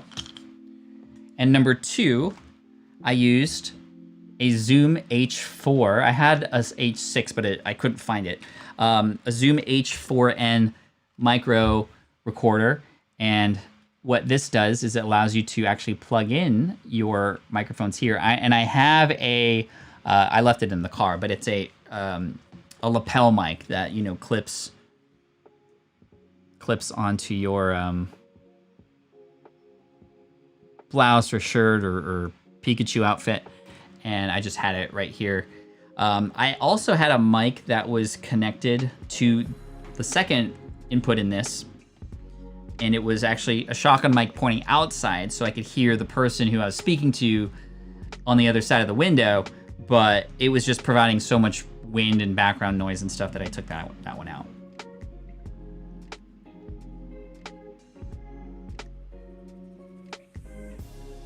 Ryan, what's up, Ryan? Would you interview others that you have helped from your live stream in the past year or so for your podcast? Yeah, I would definitely be down for that. I mean, if you tell me a good story and the kind of value that it would provide with the audience, feel free to reach out to me, pat@patflynn.com, and we might be able to make it happen.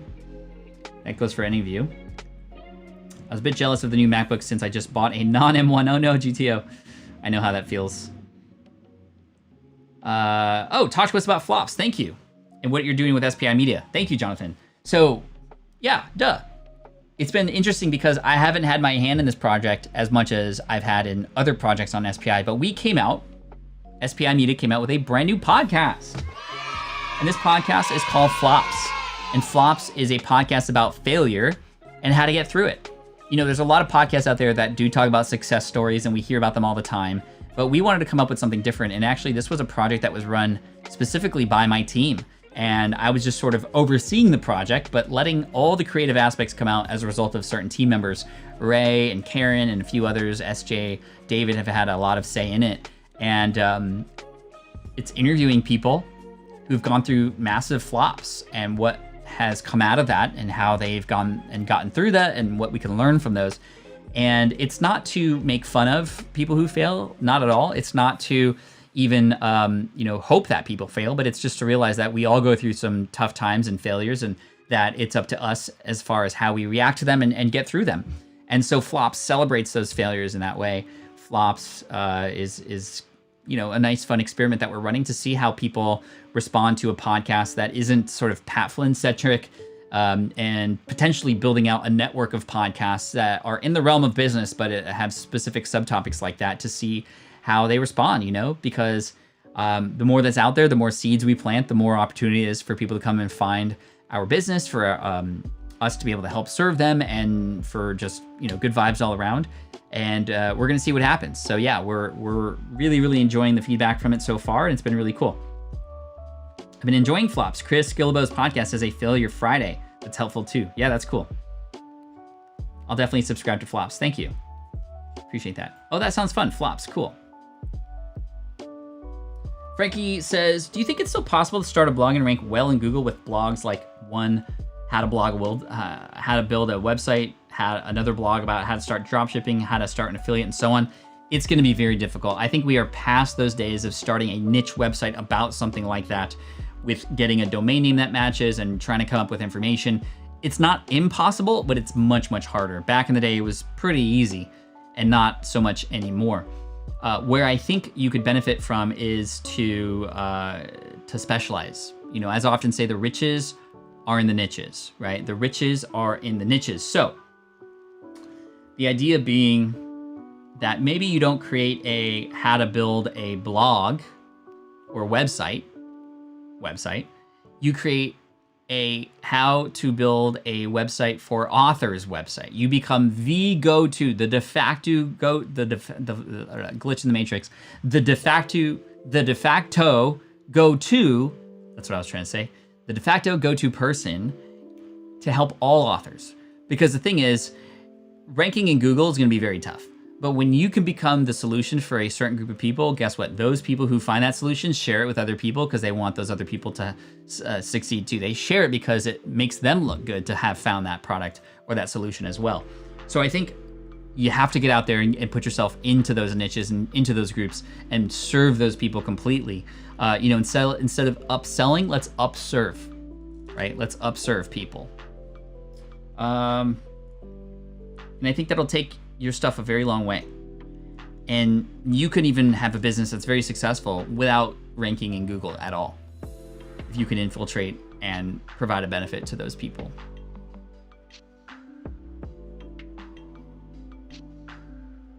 I would say that most people who are successful have had flops. All people who are successful have had flops. I guarantee it. It would be very strange if a person was building a business, for example, and did everything right the first time.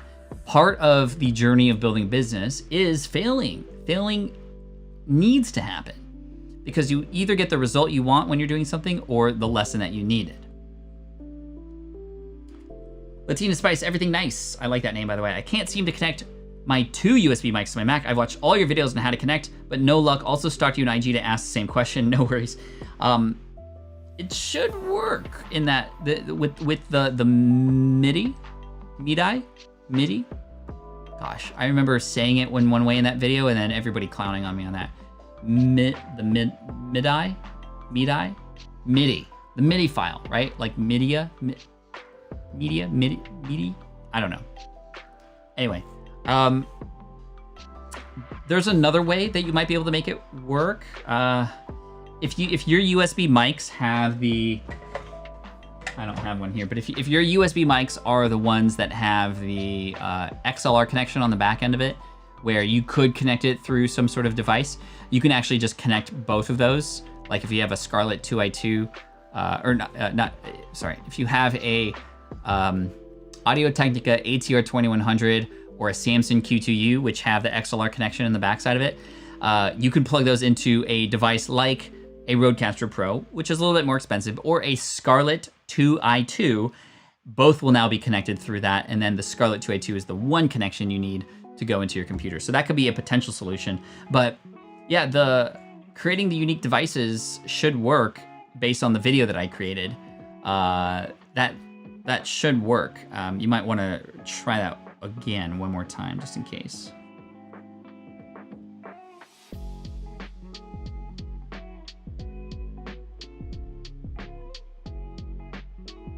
Oh wow, I can actually, this is new, on Ecamm, I just noticed that the comments area here on Ecamm looks a little bit different. I see a search bar, which I've never seen before. I see a favorite comments area. Will it show you for you? No, it won't show for you. It won't show for you. Although, I think I could show it to you. I have to go into settings. Settings.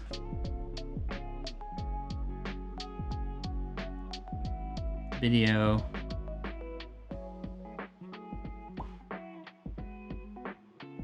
Screen sharing. Show everything when sharing the entire screen. Okay, so let's see what happens now. Whoa. Going crazy there. Okay, so anyway. Here is the new comment section on the right-hand side. This is like my dashboard. Now, I see me in infinity right now, as you can see. So right here on every comment, I can star a comment, and then now it's in my favorite comments area, which is pretty cool. So if I need to like hold the comment and try to find it later, that's really neat. I can search for new member. New member, Canada Cat. Thank you so much, Canada Cat. I think super chat. Yo, Karma, see? Because we love you, we missed you, brother. Missed you too, Karma. Good to see you, my friend. Hey, Archer with a super chat as well. Yo, that's pretty cool. And I'm glad I figured out how to share that with you sort of in real time. Sorry for all the infinity situation. Okay. Go back to all comments. That's real nice. That's real nice. I did not know I could do that until just now. I just noticed. What size screen are you using, Pat? I'm using a 16-inch MacBook Pro right now.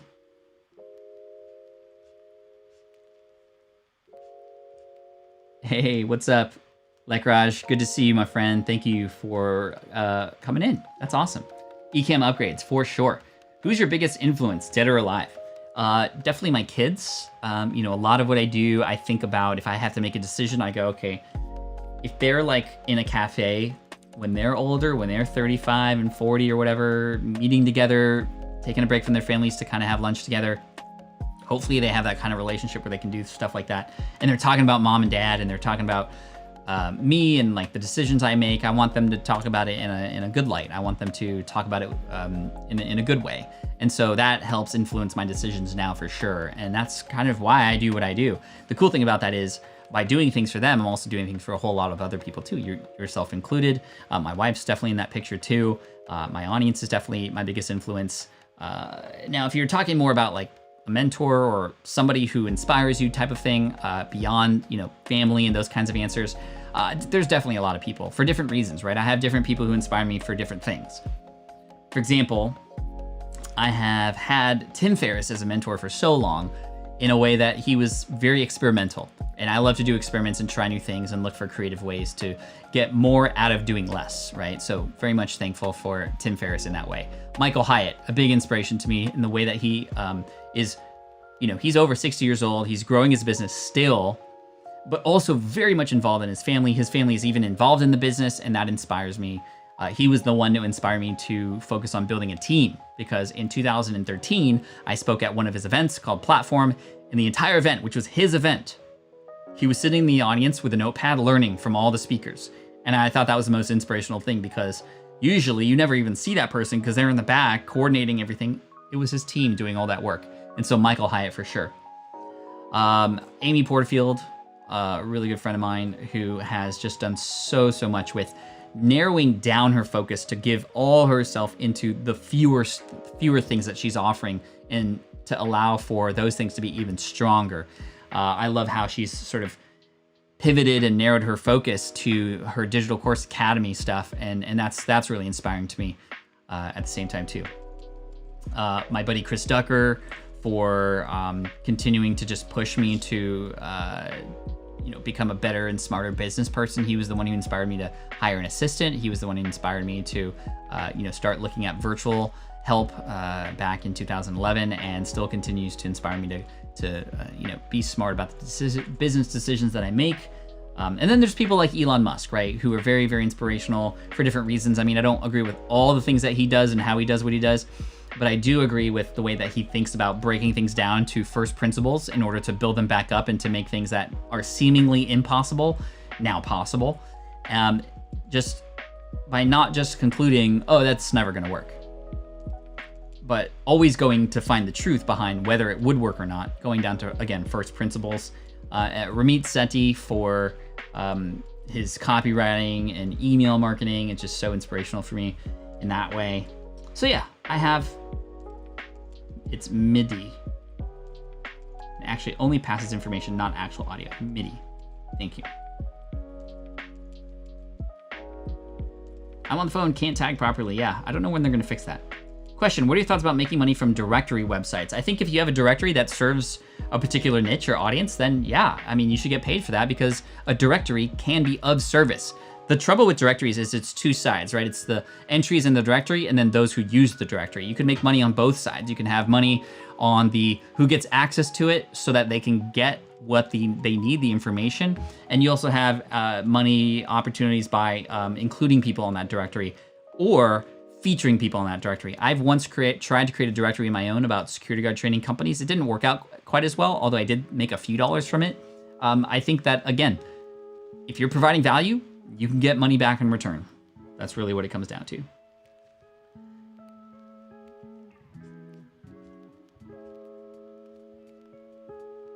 Canada Cat, you were a great mentor, Pat Flynn. Thank you. Thank you for that. Cool. Well, we got 10 minutes left. We didn't have time for games, and that's okay. Maybe we'll bring that in next time. I'll have to go and find those games, brand standing, and we started to get into a nice little rhythm of playing some blank slate together, Pat versus chat, which is really fun. We'll get into that again, but I just got to say, this has been really, really fun to reconnect with y'all. I hope it, I know a few of you let me know in the chat if you were feeling it like me, a little bit of withdrawal from not having the income stream, but I hope that you've been finding some good things to put into that time. I know I have for sure. New projects, new focus, new interesting experiments, and more sleep. I've actually been getting more sleep because I haven't had to prepare for the next day every single time. And today, just wanting to go live, hang out, catch up. We had Mark and Angel from markandangel.com earlier in their book, 100 Little Habits of Happy, Successful Relationships. Let's see if we can pick something up.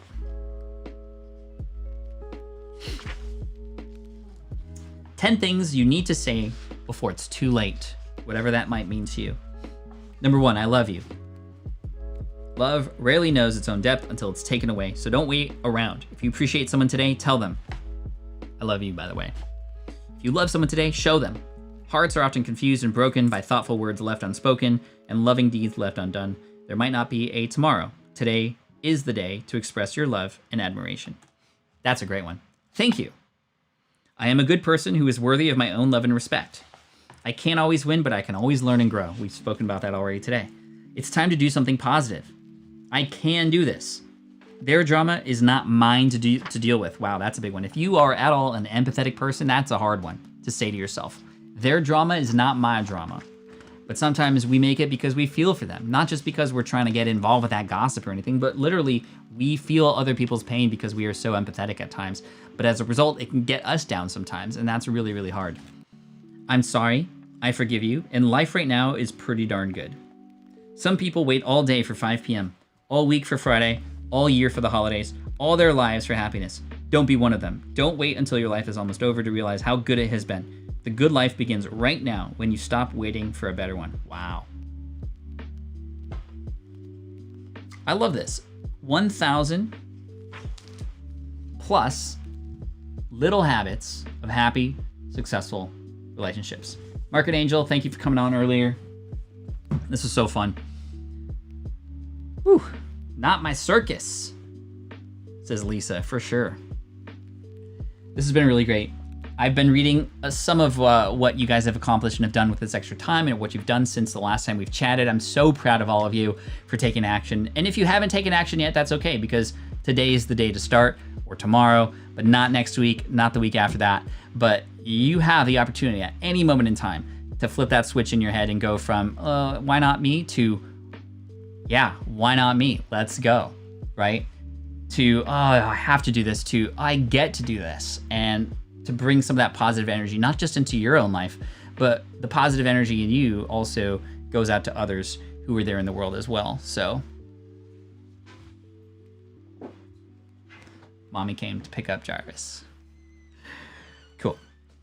So as we finish up our stream today, I need a couple things from you. Number one, I need some lunch ideas. What should I have for lunch? Just spam the chat. Sorry, mods.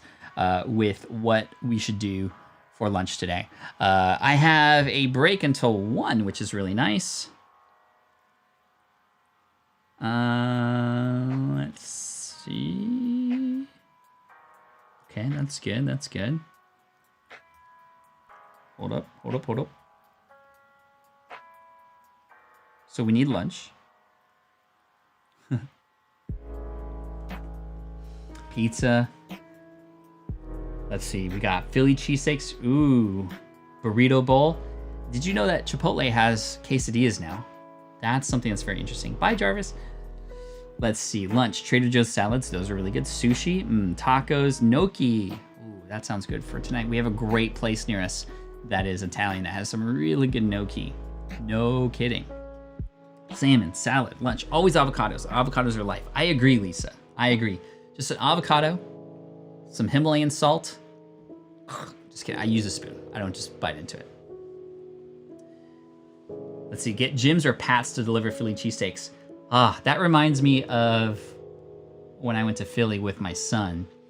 This was when we were on the plane and then midnight hit on our way home, and they had to take us back to the airport because they have a no-fly mandate after midnight. And we were stuck without our bags. We were stuck without anything but what we already had. We got a hotel room. We woke up the next day, and we decided that until our flight later that evening, we were gonna go all around Philadelphia, and we were gonna turn on my camera, and we were going to dance in front of every single landmark that we could. We ended up visiting, 12 or 13 different places, from the steps leading up to where Rocky Balboa did his thing, to all the Philly cheesesteak places, to the Liberty Bell, to,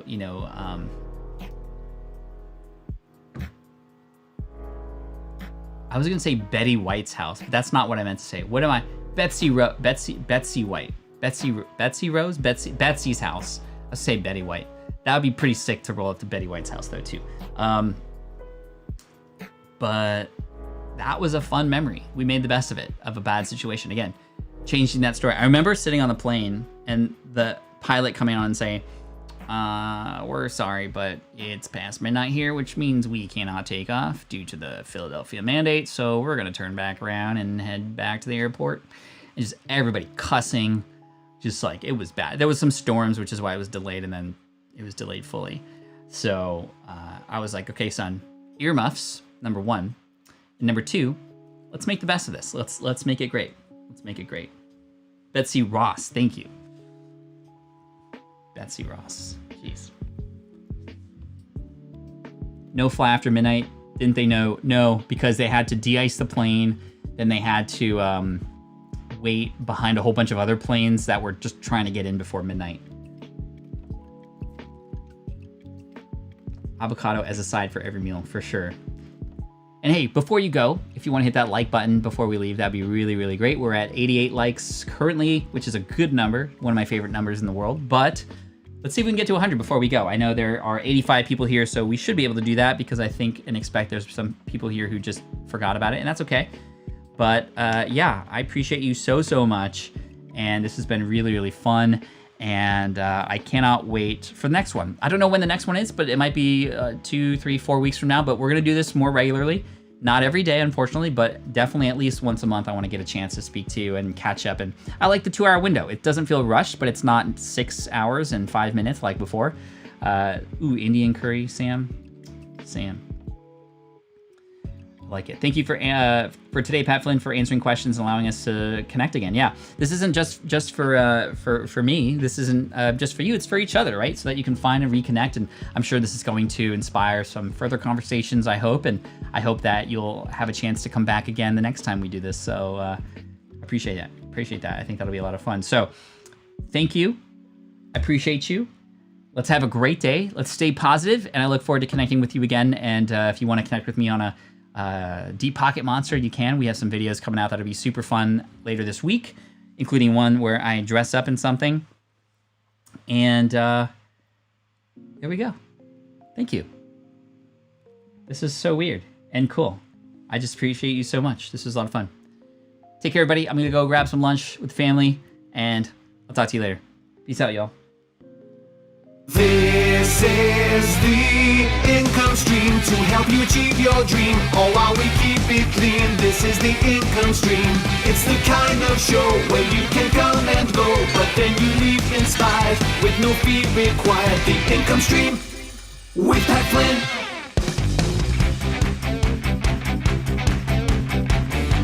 All right, we did it. We did it. Thank you so much for today. This was amazing. There was no secret word. I just flipped out really quick in my head. I was like, did I say the secret word? There is no secret word right now. But it would behoove you to have a great day. Thank you. Take care. Peace out. Bruh.